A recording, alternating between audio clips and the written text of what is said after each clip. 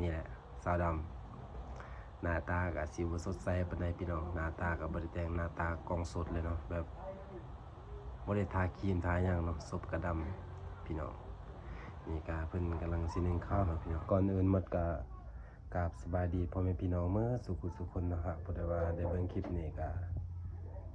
มาพบกับสาครคือเก่าเนาะมื้อนี้สาครก็ได้มาหาสาวดำเนาะที่ว่าสาครก็เลยมาเลิกเวียกเนาะเลิกเวียกประมาณ 4 โมงนี่แหละก็เลยมาถ่ายคลิปสาวดำเนาะเพราะว่าคลิปนี้ก็บ่ได้เอาลงหลายมื้อแล้วพี่น้องคลิปนี้บ่จักสิเอาลงแล้วเนาะคนเบิ่งก็บ่หลายแต่ก็ท้อเนาะแต่ว่าก็พยายามสิถ่ายคลิปให้พ่อแม่พี่น้องเบิ่งเรื่อยๆเนาะพี่น้องมื้อนี้ก็ได้มาหาสาวดำเนาะนี่ก็ประมาณ 4 โมงแล้วเพราะว่าสาวดำเรากำลังดังไฟถึงข้าวเนาะพี่น้องไปเบิ่งเลยเนาะนึงก็มื้อนี้สาวดำเราว่าอารมณ์บ่ดีเนาะพี่น้องเรื่องเนื่องจากบ่ฮู้เนาะเกี่ยวกับครอบครัวแล้วเนาะบ่จักครอบครัวฐานะแบบบ่ค่อยมีเนาะพี่น้องไปเบิ่งเลยเนาะนี่ก็มาฮอดจอดถึงเนาะพี่น้องนี่ก็นี่แหละสาวดำหน้าตากับสิวสดใสปานใดพี่น้องหน้าตากับบริแต่งหน้าตากองสดเลยเนาะแบบบ่ได้ทาครีมทาหยังเนาะศพกระดำพี่น้องนี่ก็เพิ่นกำลังสินึ่งข้าวเนาะพี่น้องนี่ข้าวนี่จะเพิ่นนึ่งเนี่ยเพิ่นเอาข้าวใส่หัวได้เนาะแต่ว่าบ่ได้ทายบางอย่างนี่ยิ้มบานเลยเนาะถือว่ามื้อนี้เราบ่สู้ตอบปานใดเนาะพี่น้องเพราะว่าเราได้ยิ้มมาซิอารมณ์บ่ค่อยดีเนาะพี่น้องสาวดำแม่นได้ออกเวียกแล้วเนาะพี่น้องเด้อแจ้งให้ผู้ใดที่ว่าเบิ่งสาวดำเราออกจากห้านขายเครื่องแล้วเนาะที่ว่าเราเฮ็ดเวียกเป็นเดือนไปใส่มื้อนี้ บ่ไปใส่อยู่สิวะ แม่อยู่เหือออกกันแต่เฮ็ดเวียกเป็นเดือนครับ ออกแล้วอ่า เศร้าเห็นแล้ว นี่ก็แม่นเราออกนะพี่น้อง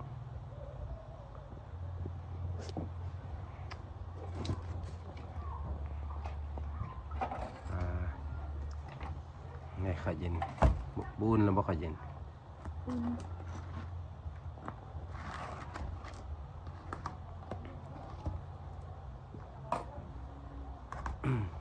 สาวดำแบบมื้อนี้เป็นงามเป็นพิเศษเนาะเพราะว่าบ่ได้แต่งหน้าแต่งตาบ่ได้แต่งหน้าหรือว่างามถ้าแต่งหน้านี่ก็สิงามกว่านี้เนาะพี่น้องมื้อนี้เราก็ได้มานึ่งข้าวกะไปเฮ็ดกินหยังตอนแรกนี่ บ่ฮู้บ่ทันจักแต่ว่ามีของกินเก่าแล้วบ่มีแล้วคิดยังอยากออกเวียกแต่อันนั้นแต่ร้านขายเครื่องเป็นพ่อมาตอบเลยบ่ก็อย่าคู่เลยเนาะเพราะว่าบางทีมีคนเบิ่งเนาะหรือว่าย้อนมีหลายสาเหตุมีแต่สิบอกอยู่ในก่อนที่ว่าสาวดำเพิ่นก็บ่อยากตอบเนาะเรื่องที่ว่าเพิ่นออกแต่ร้านขายเครื่องอะเนาะแม่นมันก็นึกมามันก็เป็นเรื่องส่วนตัวนี่ก็เลยบ่อยากบอกปานใดมันก็มีหลายสาเหตุ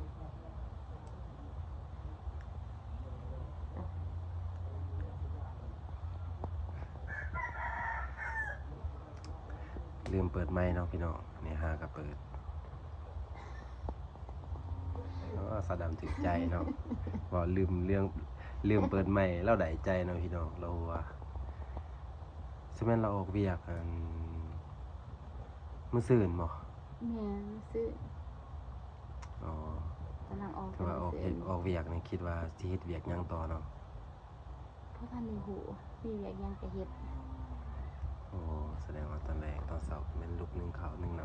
ำตำปลาพี่น้องถอยบัวล้างหมดเลยติเพราะท่านได้เบิ่งบ่ทันฮู้ว่าจะล้างหรือบ่ทันละอ๋อ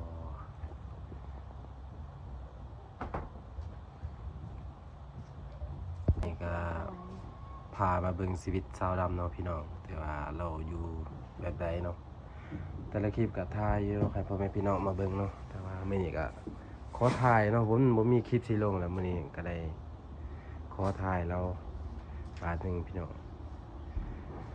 ในใจก็อยากให้เงินเนาะพี่น้องในการขอเราถ่ายคลิปแต่ว่าก็บ่มีเงินสิให้เนาะเพราะว่าส่องก็บ่ผ่านมาขอถ่ายมาขอเกาะกระแสแล้วซื่อๆพี่น้องเบิ่งแต่พลอยแล้วติพี่น้องแฟนพลอยก็บ่มีเงินซื้อพี่น้องเอ้ยปัดนี่จะแม่นแบบก้มต่ำอะนะแล้วถึกใจเด้อพี่น้องถ้าเราบอกเรื่องพลอยนี่ ติดใจมี ปัดท่านนี่ติปัดท่านนี่ติยังมีอยู่ป้าก็ติดใจบอลพลอยแล้วคนเดียวพี่น้องป้า พอยบ่ปัดได้ดีแล้วหรอนี่แหละ แม่นบ่ แม่น ป้า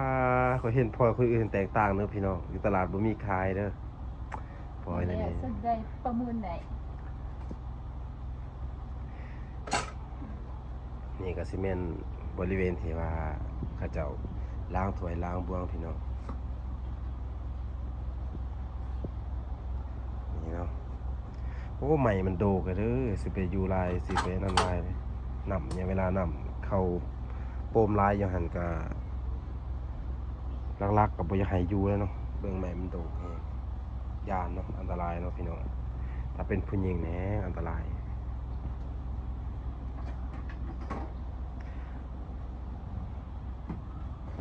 เสียยังอีก ฟ้าหมอสิอัดเขา ฟ้าหมอกมันมีได้อยู่เนาะนี่เด้ ไว้แต่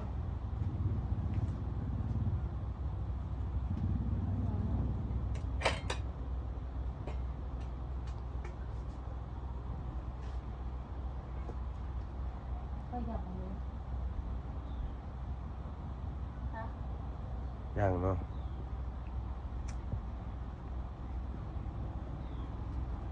ล้างถ้วยล้างบวงป้าทุเรียนมักขนุน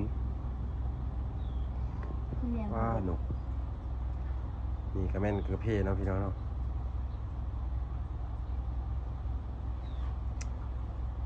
ขอบคุณกับเล่นเพื่อนมีเขื่อนเนาะกาแฟน้อยเดียวเนาะพี่น้อง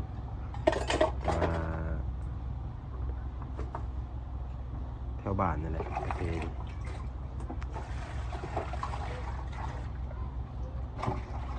นี่ก็ซาดำกำลังสีล้างถ้วยเนาะพี่น้อง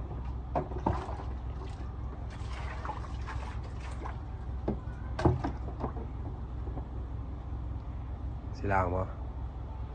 อ๋อ จะนอนก่อย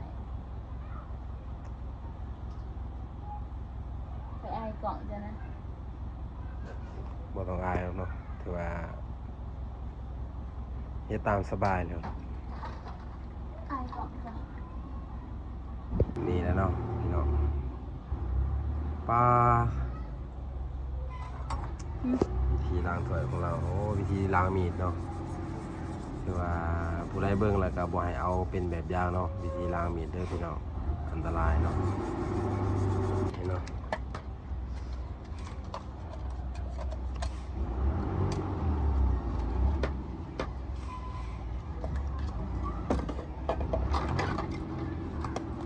พ่อแม่ไปใส่ดีเนาะ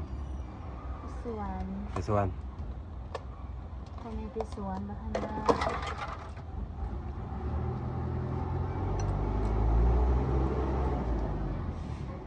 นี่แล้วเนาะชีวิต ประจำวันทำสาวดำ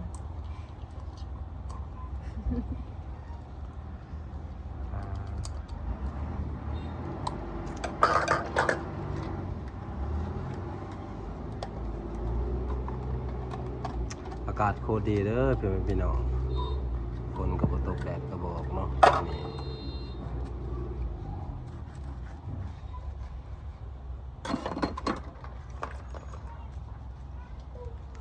มื้อนี้กะว่าถ่ายคลิปนี่ก็สิให้ เงินให้สาวดำเนาะพี่น้องเป็นจำนวนที่ว่าบ่หลายแต่ก็บ่น้อยเนาะพี่น้องเนาะ50,000เนาะบ่ได้ซื้อเป็นนัวเกลือเลยพี่น้องเรียกว่ามาเผ็ดในเฮือนในซานนี่แหละสิให้สาวดำประมาณนั้นเนาะพี่น้องถ้าต่อไปมาเลยก็มีเงินนี่ก็สิให้หลายคนนั้นเนาะพี่น้อง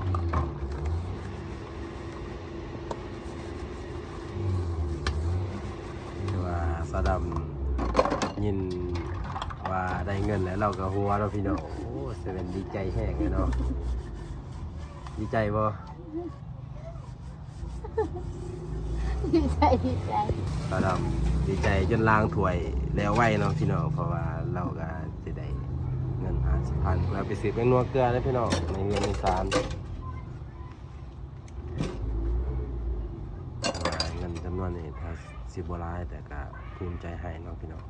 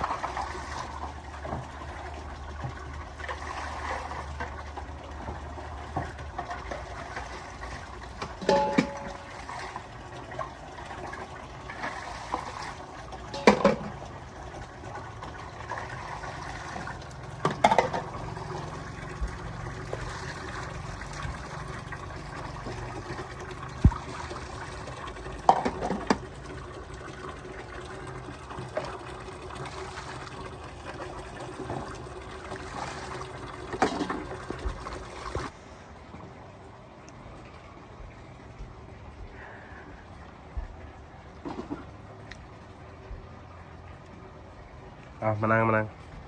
เอาตังมานั่งพักผ่อนเพื่อมื้อนี้ก็สาวดำมื้อแห้งเนาะพี่น้อง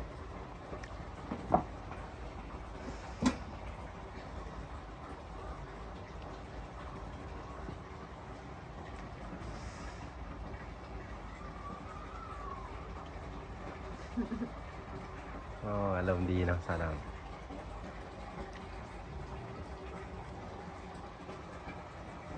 เอาพี่น้องคือว่าคลิปนี้ก็สิจบสำนี้เนาะผู้ใดเบิ่งฮอดนี้แล้วก็ฝากกดไลค์กดแชร์เนาะมื้อนี้ก็ได้ท้ายสาวดำซ้ำนี้เนาะพี่น้องเพราะว่าหนึงก็ไปสิไปเวียกเนาะเพราะว่ามีเวียกนํ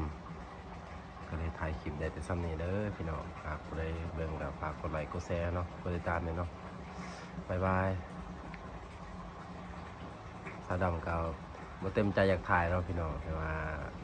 มื้อนี้ เต็มใจ เราก็บ่สบายแน่เนาะพี่น้องบ๊ายบาย